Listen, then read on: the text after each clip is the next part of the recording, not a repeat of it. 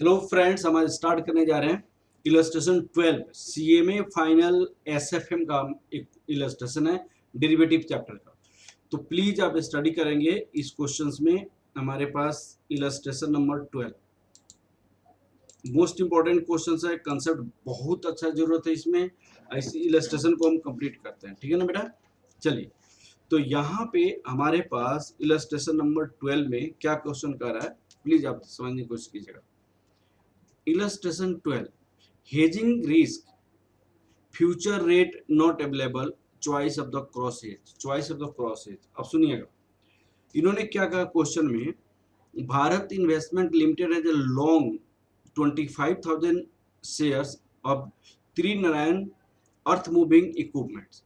तो यहाँ पे लॉन्ग पोजीशन का मतलब होता है लॉन्ग, आपको माइंड में रखना पड़ेगा।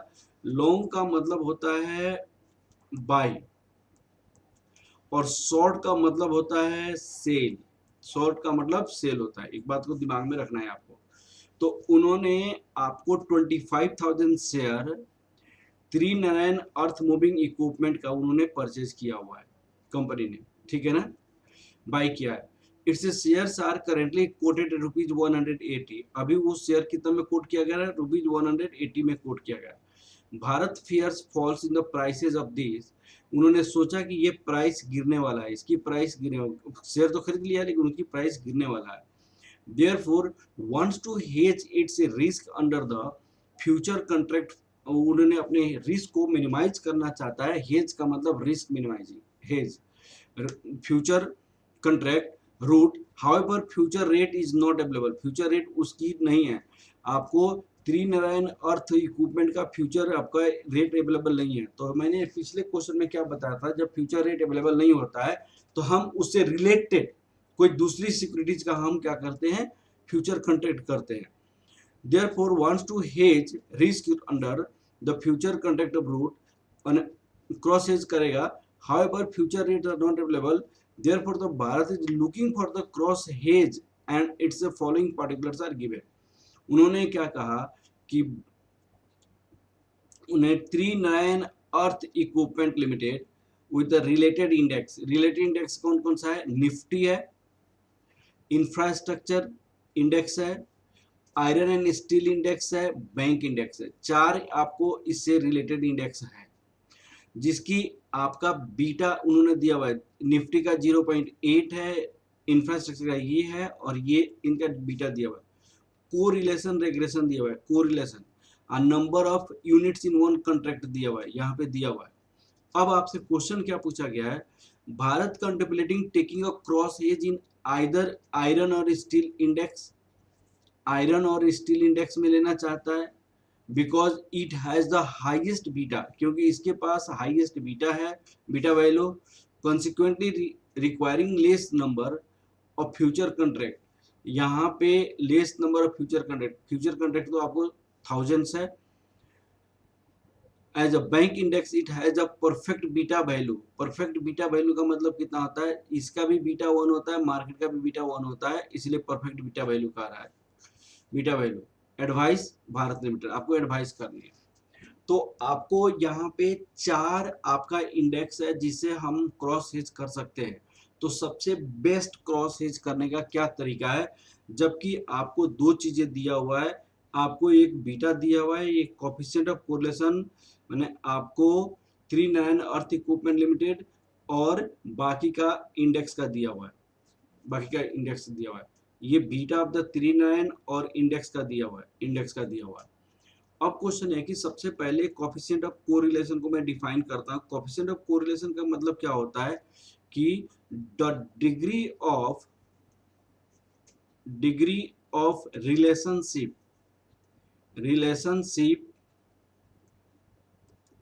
बिटवीन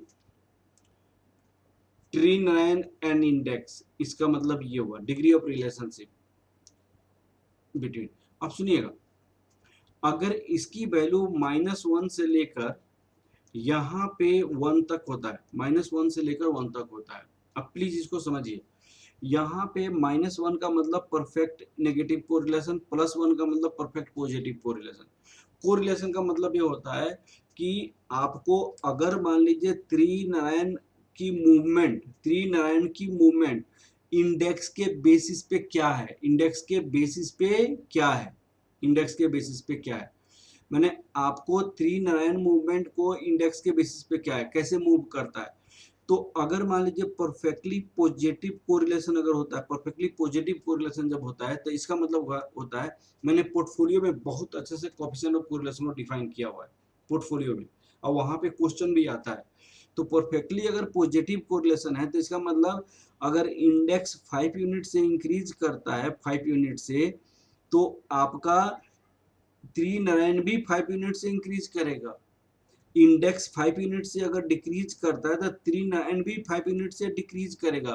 तो ये आपका जो हाईएस्ट होता है, जिसका सबसे ज्यादा आपका कोरिलेशन होता है, सबसे ज्यादा कोरिलेशन होता है, वो आपको बेस्ट माना जाएगा अगर क्रॉस हेज के कंपेयर में, क्रॉस हेज के कंपेयर में। जहां तक पोर्टफोलियो के कंपेयर में सबसे लोएस्ट वाला बेस्ट होता है पोर्टफोलियो सिलेक्शन के कंपेयर में। तो कोरिलेशन रेग्रेशन, कोरिलेशन यहां पे लिख सकते हैं, correlation coefficient is best for crosses. Correlation coefficient, highest coefficient of, highest correlation coefficient, highest correlation coefficient is best for crosses, cross hedge. ये बात आपको माइंड में रखना पड़ेगा। और दूसरा क्या होता है, आपको एक माइंड में रखनी, दूसरी पॉइंट क्या होता है कि आपको पोर्टफोलियो सिलेक्शन में, पोर्टफोलियो सिलेक्शन, पोर्टफोलियो सिलेक्शन में lowest coefficient of correlation best होता है, लोएस्ट कोफिशिएंट ऑफ कोरिलेशन आपका बेस्ट होता है, बेस्ट होता है। अब ये पोर्टफोलियो में मैंने बहुत अच्छा समझाया हुआ है इसको। अब सुनिए, जहां तक बीटा की बात है, बीटा, अगर बीटा किसी पार्टिकुलर सिक्योरिटी का 1.2 है, 1 है, और यहाँ पे आपको 0.8 है, तो इसको भी पोर्टफोलियो में बहुत अच्छा से डिस्कस किया गया है। तो इंडेक्स में 1, इंडेक्स में 1, तो आपको त्रिनारायण में कितना 1.2 का चेंज, इसका मतलब हुआ इंडेक्स में 1, तो त्रिनारायण में कितना आपको 1, इसका इंडेक्स में 1, तो त्रिनारायण में कितना 0.8। तो भाई साहब हमें क्रॉस एज करनी है। क्रॉस एज का मतलब कि सिमिलर चेंजेज होना चाहिए, मैंने जितना आपका इंडेक्स में चेंजेज हो उसी कंपेयर में त्रिनारायण में भी चेंज हो। तो आपका सबसे बेस्ट क्या होता है कि आपका नियर बाई होना चाहिए, नियर बाई, नियर बाई, जैसे 1 हो गया, यहाँ पे इंडेक्स में भी 1 और इसमें भी 1, ये परफेक्ट आपका बीटा होता है।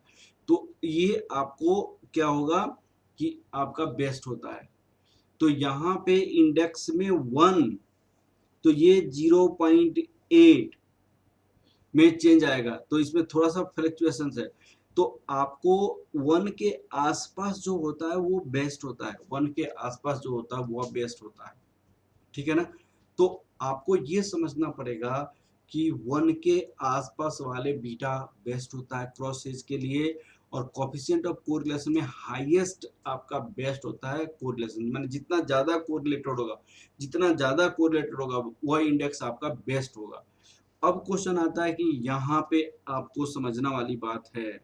अब क्वेश्चन तो हमने समझ लिया इस पॉइंट पे, अब प्लीज आप समझने की कोशिश कीजिए, यहाँ पे भी आपको समझने की कोशिश कीजिए आप, ठीक है, आप समझने की कोशिश कीजिए। अब उन्होंने सबसे पहले बोला कि सबसे बेस्ट कौन सा होगा, तो मैंने कहा कि जिसका हाईएस्ट कोएफिशिएंट ऑफ कोरिलेशन होगा वो बेस्ट होगा। तो सबसे हाईएस्ट कोएफिशिएंट ऑफ कोरिलेशन के बेसिस पे अगर रैंक दिया जाए तो ये आपका फर्स्ट रैंक है, इसकी रैंक आपका 1 हो जाएगा, और इसके बाद ये और ये 2 है बीटा, तो आपका दोनों का सबसे हाईएस्ट कोएफिशिएंट ऑफ कोरिलेशन इसका है, और कोरिलेशन कोएफिशिएंट इसका 0.6 है और इसका 0.6 है, दोनों का सेम है। तो नियरेस्ट बीटा के बेसिस पे हम सिलेक्शन करते हैं, जो रैंक डिसाइड करेंगे। तो आपको 1 से नियर, यहाँ पे 1 माइनस 0.8 करेंगे तो ये कितना हो जाएगा 0.2। यहाँ पे अगर मान लिया जाए 1.3 माइनस 1 करेंगे तो 0.3। तो नियर वन कौन सा है, तो ये वाला निफ्टी नियर वन है, तो ये 1 रैंक है, तो ये आपको कौन सा हो जाएगा 2 रैंक हो जाएगा। ये 1 रैंक हो जाएगा तो ये 2 रैंक हो जाएगा। उसके बाद बीटा आपको यहाँ पे हाईएस्ट है, तो ये वाला रैंक आपका कितना हो जाएगा, आपको 3 रैंक हो जाएगा। और सबसे आपको लो कोफिशिएंट ऑफ कोरिलेशन इसका है, तो ये आपका 4th रैंक हो जाएगा।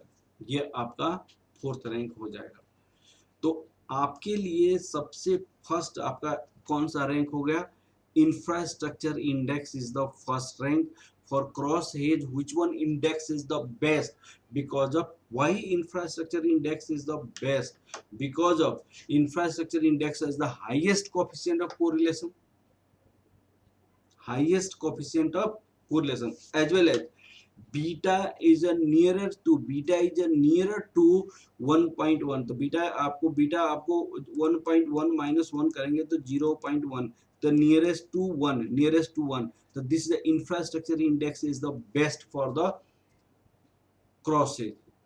उसका 2 रीजन है, एक रीजन क्या है, एक रीजन है कि आपको हाईएस्ट कोएफिशिएंट ऑफ कोरिलेशन है, और दूसरा रीजन क्या है, बीटा आपका नियरेस्ट टू 1। इसका बीटा 1 तो है, लेकिन सबसे लो कोएफिशिएंट ऑफ कोरिलेशन है, लो कोएफिशिएंट ऑफ कोरिलेशन है। ठीक है ना। अब इसी को एक्सप्लेनेशन करके लिखा है, लिखेगा since beta of infrastructure index is nearest to 1 and having highest coefficient of correlation,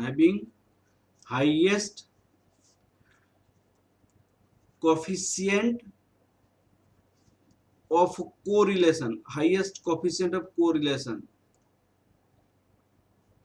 this index having highest coefficient of correlation, this index is best for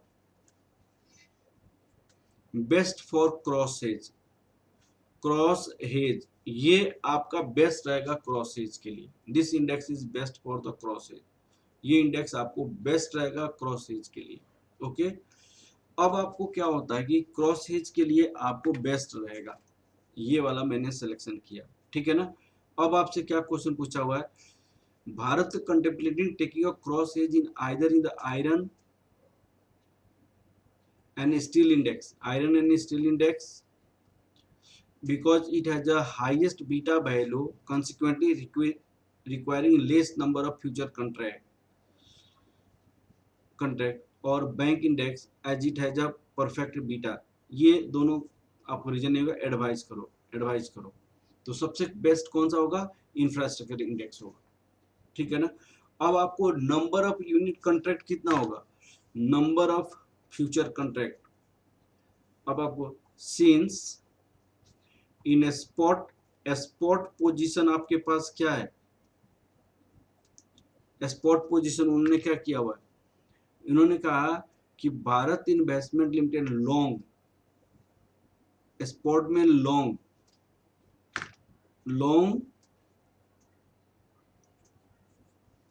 25,000 stock of 3 earth equipment limited, hence future में opposite होता है, hence future contract will be short position. Future में आपको short position होगा। अगर यहाँ पे long position, यहाँ पे पोजीशन लॉन्ग का मतलब यहाँ पे अगर बाई किया हुआ है तो यहाँ पे शॉर्ट पोजीशन, शॉर्ट का मतलब सेल आपको पोजीशन रखना पड़ेगा। ठीक है ना बेटा। ये तो number of future contract required to short, required to sell, ये कितना, इसको हम शॉर्ट भी कर सकते हैं।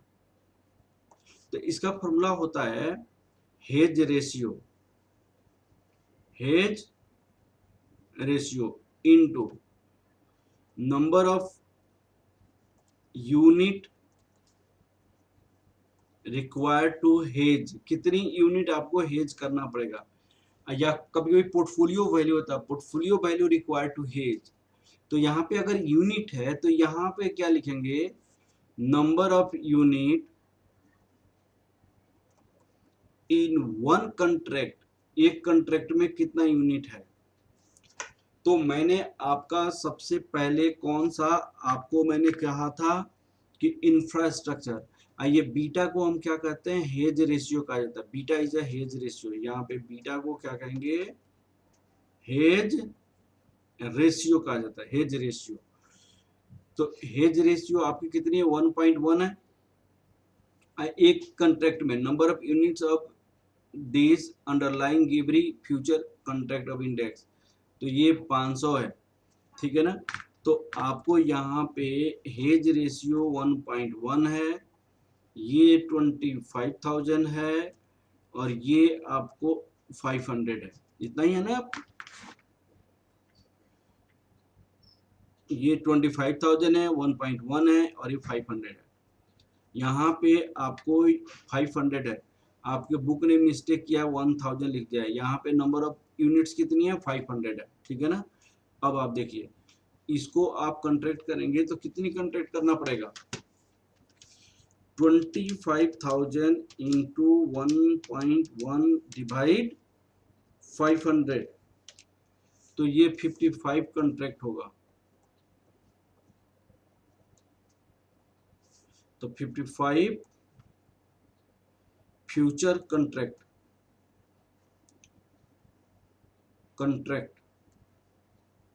शॉर्ट आपको शॉर्ट का मतलब सेल करना पड़ेगा, ये आपका आंसर हो जाएगा। बहुत ही सिंपल तरीका से आंसर होगा। आपके बुक ने इस क्वेश्चन को अजब ढजब पूरे डिफाइन किया है। पहले क्या क्या डिफाइन किया है, देखिए आपके सॉल्यूशन ने क्या किया।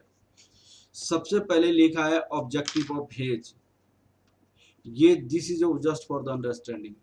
Relevance of beta value, beta की वैल्यू को रिलेवेंस बताया, ये आपको एग्जामिनेशन में नहीं लिखना है। कोरिलेशन को डिफाइन किया हुआ है, बीटा वर्सेस कोरिलेशन को डिफाइन किया हुआ है, ठीक है। तो this is the very good for the knowledge, please read and I have already make you understand the same topic there. अब आपको यहाँ पे उन्होंने कहा है, ये सारी रैंक निकाला है, जो मैंने यहाँ पे रैंक निकाला था, ठीक है, रैंक निकाला है। उस रैंक के बाद उन्होंने ये कहा, ये वाला फॉर्मूला लगाया, हेज रेशियो ये और ये। उसके बाद यहाँ पे 1 में 500 है, क्वेश्चन में 1000 लिख दिया है, तो ये रेशियो हो जाएगा। तो Bharat should sell this the infrastructure index future, तो कितना, तो हमने 55 इंफ्रास्ट्रक्चर कॉन्ट्रैक्ट फ्यूचर कर दिया, ठीक है ना बेटा। चलिए हम अब क्वेश्चन को, ये कंप्लीट हो गया। इस क्वेश्चन को बार बार पढ़िएगा थोड़ा सा यहाँ मेरे समझाने के बेसिस पे, और इसकी सॉल्यूशन जरूर पढ़िएगा, ये सारी चीजें जो लिखी है, ओके, ठीक है, ओके, थैंक यू क्लास।